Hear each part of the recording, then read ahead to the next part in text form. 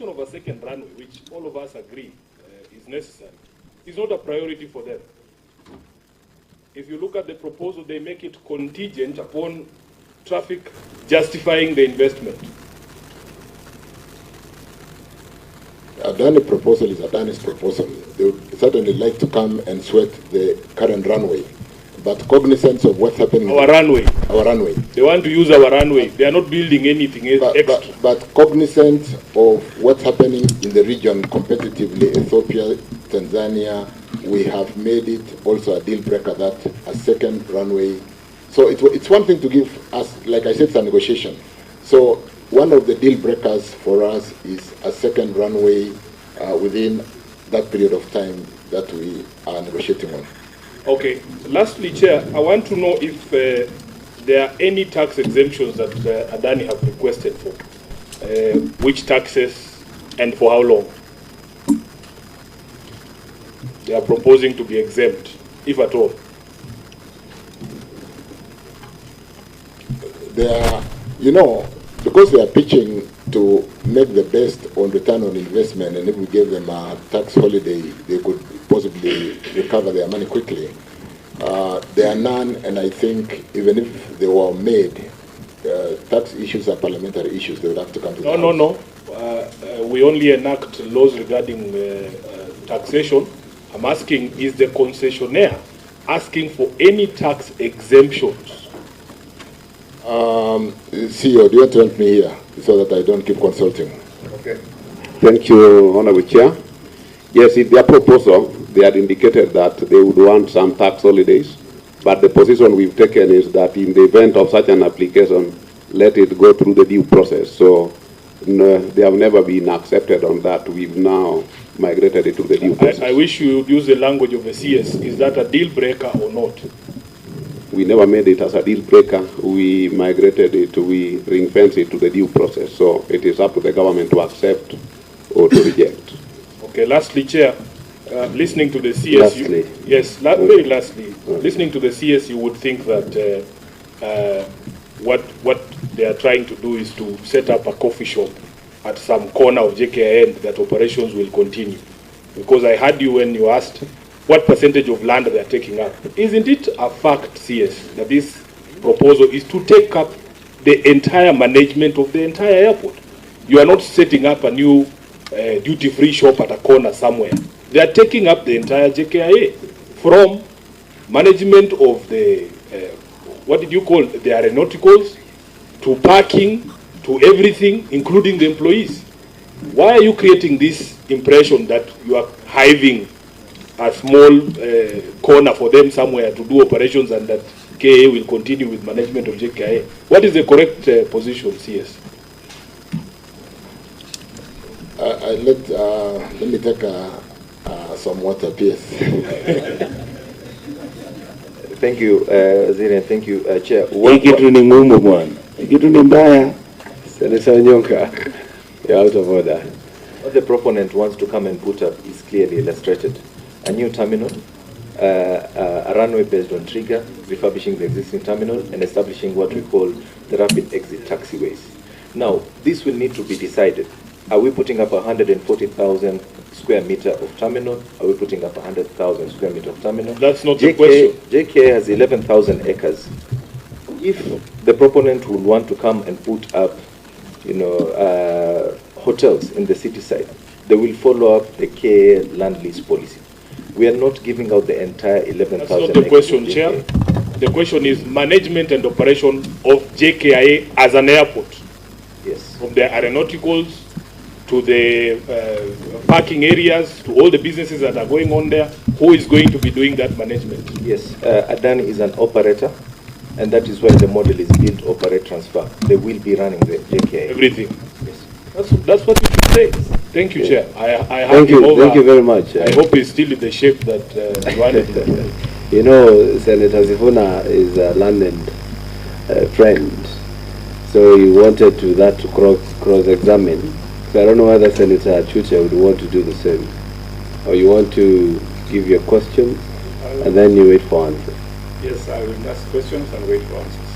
Thank you very much, Honorable Chair. You know, I'm surprised and shocked.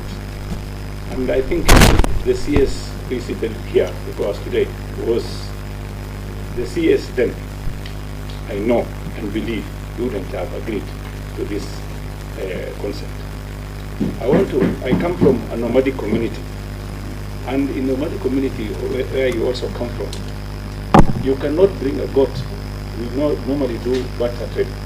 You cannot come with a goat and expect the other person to give you a camel. Once that happens, you will just say, no, I will not even talk to you. And I want to tell you today, Honorable, yes, the deal initially, when they proposed to invest $1.8 billion. And that is 234 billion shillings.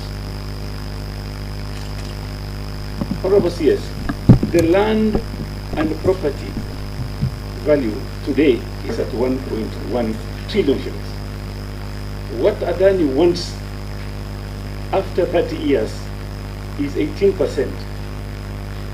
So that means they are taking land plus properties on those land for about 18%, which is what they've invested initially. And I don't understand. Why are you even negotiating? Because after 30 years, after making a lot of profits, they want 18% of our land plus property. Honorable CS, Ethiopia, they're building a new airport. This airport is costing $6 billion, and it will accommodate 100 million passengers. It is 40 kilometers away from Addis Ababa, a place called Bishop. So I want to ask you, CS, kindly, why don't you cancel this deal? Because it stinks to the core. I give you an example. And I want you to do this mathematics. ADANI comes from India and then gets 18% of our property, of our land, and everything we possess, and take it to India. Why should you accept this? Tell us. Why do you even negotiate? That's my question. Number two,